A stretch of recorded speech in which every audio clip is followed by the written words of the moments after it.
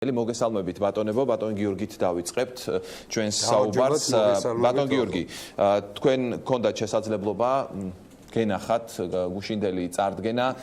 ცოტა მანამდე ასევე პოლიტიკური გუნდის გარკვეული ნაწილის წარდგენა ქართული ოცნებისგან, თქვენი შთაბეჭდილება ლეიბორისტული პარტიის პოლიტიკური მდივნის როგორია? გამარჯობათ, გმადლობთ ახო სტუდიაში მოწვევისათვის და მივესალმები ასევე ჩვენ ძვირფას ტელემაყურებელს. რაც შეეხება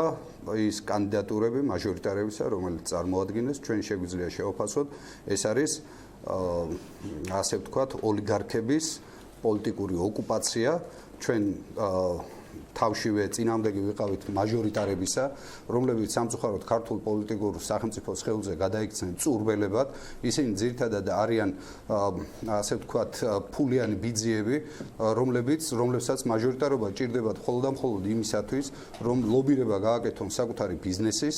ჩახტნენ ხელისუფლების ნავში და ჩვენ უყურებთ შევარდნაძის მმართველობიდან დაწყებული გაგრძელებული სააკაშვილის და დღევანდელი ხელისუფლებაში მაჟორიტარები როგორ იცვლიან ამ ნავებს, როგორ ხტებიან სახელისუფლო ნავში, როგორ აგრძელებენ საკუთარი ბიზნეს ლობირებას, როგორ ძარცვავენ მოსახლეობას და დღევანდელი კატასტროფული სოციალურ-ეკონომიკური მდგომარეობა, როდესაც მოსახლეობის უმრავლესობა მოკლებული არის სასიცოცხლო საშუალებებს, პირდაპირ შეგვიძლია ეს ვთქვათ, არ აქვს ცხოვრების ღირსეული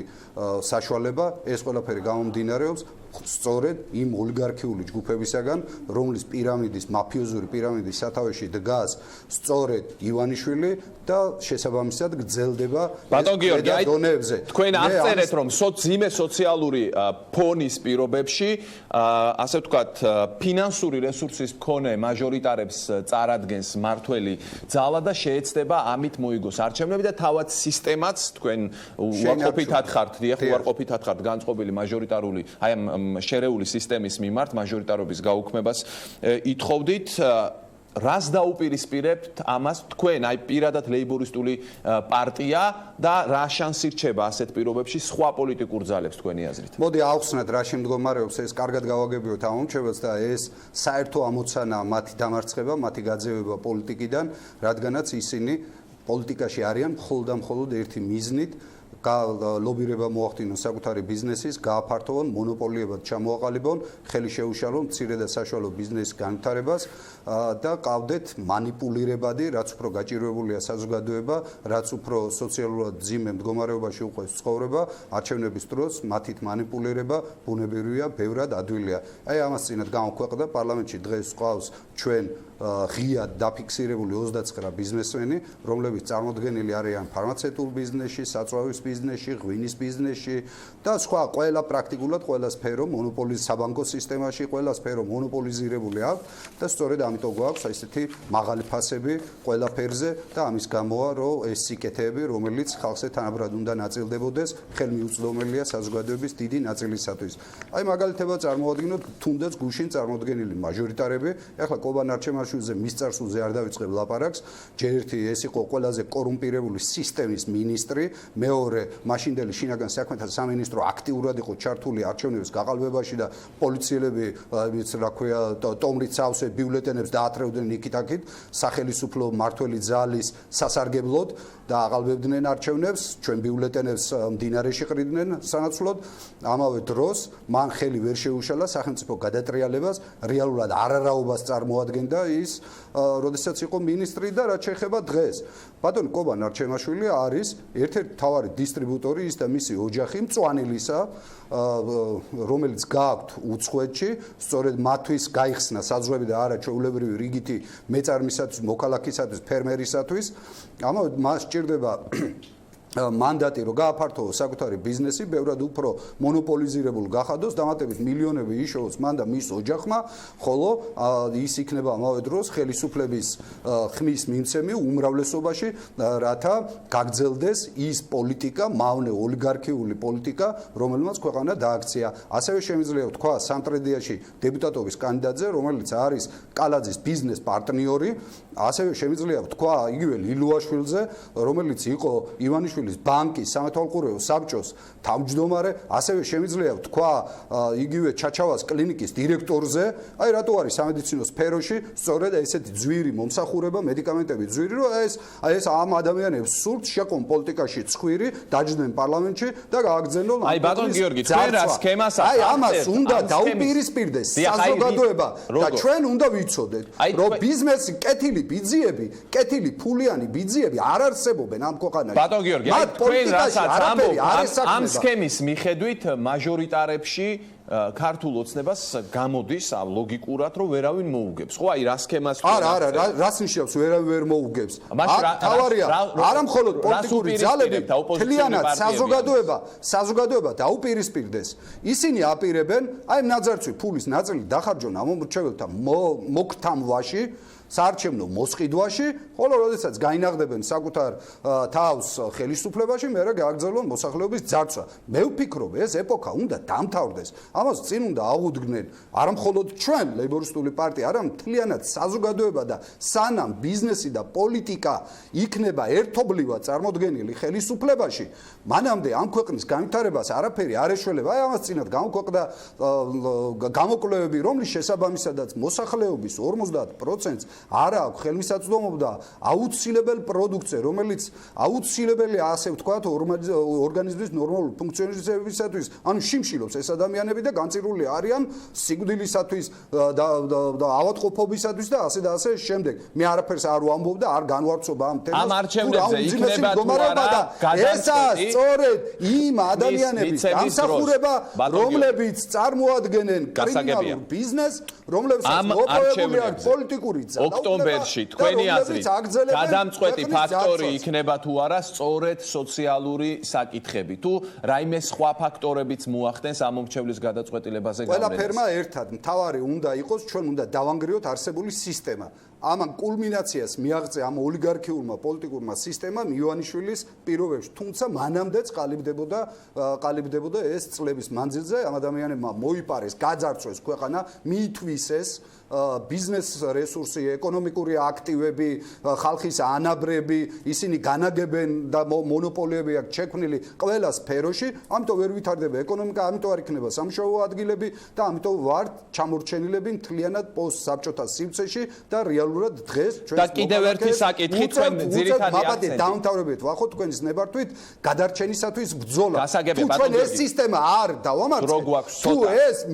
მილიარდელები არ გავაძევეთ ხელისუფლებისა, კი ბატონო, იყვნენ ბიზნესში, შექმნა სამუშაო ადგილები, იყვნენ კანონის შესაბამისად დარეგულირებული, როგორც ცივil სამყაროშია, გადაიხადონ გადასახადები, რომთა შემდეგ სახელმწიფო სოციალურ ვალდებულებებს შეასრულებს. ბატონ გიორგი, დრო არა გვაქვს, მეტი და ერთი შეკითხვა მინდა კიდე პოლიტიკაში მათ არაფერი არ არის. აი თქვენ გააკეთეთ ძირითადი აქცენტი ახლა მაჟორიტარებზე და მეც ამ მიმართულებით გისვამდით შეკითხვებს, იმიტომ რომ ეს შედარებით ახალი ამბავია, წუხელ იყო ეს წარდგენა, ხო? მაინტერესებს გუნდის სხვა ნაწილზეც ქართული ოცნების თქვენი აზრი, როდესაც ეგრეთ წოდებული, როგორც უწოდებენ ხოლმე, ახალი სახეები, ანუ ადამიანები, რომლებიც აქამდე არ ყოფილან პოლიტიკაში, მაგრამ ახლა შემოვიდნენ და ქართული ოცნების გუნდის წევრები გახდნენ. რას ფიქრობთ ამ გუნდის შესახებ, განახლებულ გუნდზე? არის მე მათი პოლიტიკური ასე ვთქვათ ბექგრაუნდი არ ვიცი, რაც წარმოადგენენ, რა უნდათ ახალი სახეები და თუ მთავარ პრიორიტეტად იმას ავიღებთ, რომ უცხოეთში რაღაც სამთვიანი კურსები აქვს გავლილი და სერტიფიკატი აქვს აღებული და მთავარი განსაზღვრელი თურმე პოლიტიკაში მოსასვლელად ეს ფაქტი ყოფილა, ეს სულ მცირე შეურაცხყოფაა იმ ადამიანებისა, ვინც არის პროფესიონალი, ვინც არის საკუთარი ქვეყნის ხალხის ერთგული და საქართველოსია განათლება მიღებული და მე ესე ძალიან ბევრ ადამიანს ვიცნობ, როდესაც ამას იღებ პრიორიტეტად შენ უკვე ასე ვთქვათ დისკრიმინაციულ მდგომარეობაში და შეურაცხყოფას აყენებ, პირდაპირ ვთქვათ შეურაცხყოფას აყენებ უამრავ მილიონობით ადამიანს, ამავე დროს ვინ შეიძლება ჩაითვალოს ახალ სახედ ქალბატონი ჩუგოშვილი, რომელიც აი ოცნება საკუთარ თავს ეწინააღმდეგება და წინააღმდეგობაში მოდის, იქიდან გამომდინარე ერთის მხრივ ისინი თურმე აი ამ ნარატივით არიან, რომ 26 მაისი 7 ნოემბერი არბევდნენ, კლაუდნენ და ეს მართლაც ესე იყო, მაგრამ იგივე 26 მაისს სანამ დაარბევდნენ ამას, საერთო სახალხო ამ მიტინგს, საერთო სახალხო, ასე ვთქვათ, ლეგიტიმიზაცია ამ პროცესს ვინ მისცა? ხალბატონმა ჩუგოშვილმა, რომელიც იყო ახალგაზრდა იურისტთა რას გულისხმობთ ასოციაციის კონკრეტულად? თავმჯდომარე მაშინ და გამოვიდა, მან პირდაპირ განაცხადა, ხელისუფლებას სრული ლეგიტიმაცია აქვს იმისა, რომ გამოვიდეს, ძალა გამოიყენოს და დაშალოს ეს მიტინგი. ჩვენ ნახეთ რა შედეგები დადგა, რა სისხლიანი კალო დატრიალდა და ეს კიდევ ერთხელ ცატყობს მე მალევე 2012 წლის შემდეგ მალევე ბატონმა ივანიშვილმა ქალბატონ ჩუგოშვილი წაიყვანა გმადლობთ ბატონ გიორგი, აღარ აგვაქვს ანუ ეს რას ნიშნავს ეს თქვა რომ ყველა ამ დარბევების უკან ყველა ამ ძალისმიერი ქმედებების უკან ბატონ ივანიშვილიც იდგა შემთხვევით არ ხდება არაფერი ის პრემიებს აძლევდა ამ სპეცნაზელებს მე მეცაც გეტყვით ტექნიკა საყოფაცხოვრებო ტექნიკა დაურიგა ვინც განსაკუთრებული სისასტიკით გამოირჩა და როდესაც დადგა κρიტიკული დრო და როდესაც ხელისუფლება უნდა შეცვლილიყო მაშინ ოპოზიციის მანტია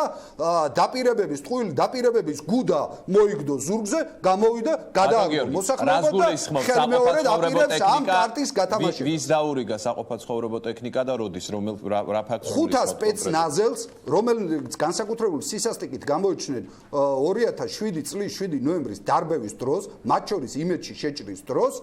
დაურიგდა ანგარიშები ჰქონდა ქართულ ბანკში გახსნილი 3000 5000-იანი და 10000-იანი პრემიები დაურიგდა და უფრო მეტი ივანიშვილმა დაურიგა ეს პრემიები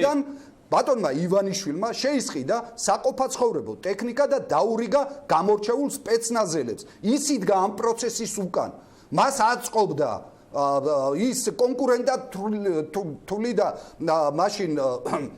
ბადრი პატარკაციშვილს კონკურენტა თვლი და სხვა პოლიტიკურ ლიდერებს და უნდა და გაესუფთავებინა სააკაშვილთან ერთად გააქვთ დოკუმენტები სადაც ჩანს რომ ივანიშვილმა შეისყიდა რაღაც საყოფაცხოვრებო ტექნიკა და ეს მან ქართულ ბანკის ანგარიშები გაიხსნება დადგება ის დრო როცა ჩვენ გავხსნით ქართულ ბანკის ანგარიშებს და თქვენ ნახავთ 500 სპეცრაზმეს მათ შორის შინაგან საქმეთა მინისტრსაც მის მოადგილეებსაც მაშინდაც ანგარიშები ჰქონდათ ქართულ ბანკში, სადაც ერიცხებოდათ სპეციალური პრემიები და ქართულ ბანკიდან მაგრამ ივანიშვილისგან ერიცხებოდა თუ არა ამაზე. მე გეუბნებით ზუსტ ინფორმაციას. მადლობთ, გასაგებია, მადლობთ, რასაც ამბობთ. ამას დანარჩენს, როდესაც შევცვლით ამ ხელისუფლებას, გიორგი გუგავა ლეიბორისტული პარტიის მრავალ უბედურებასთან ერთად, რომელიც ამ კაცმა ქვეყანაში დაატრიალა, ბრალი წარედგინება ბუნებრივია ამ მიმართულებით. გმადლობთ, ბატონი გიორგი გუგავა იყო ჩვენი სტუმარი და იაგო ხვიჩი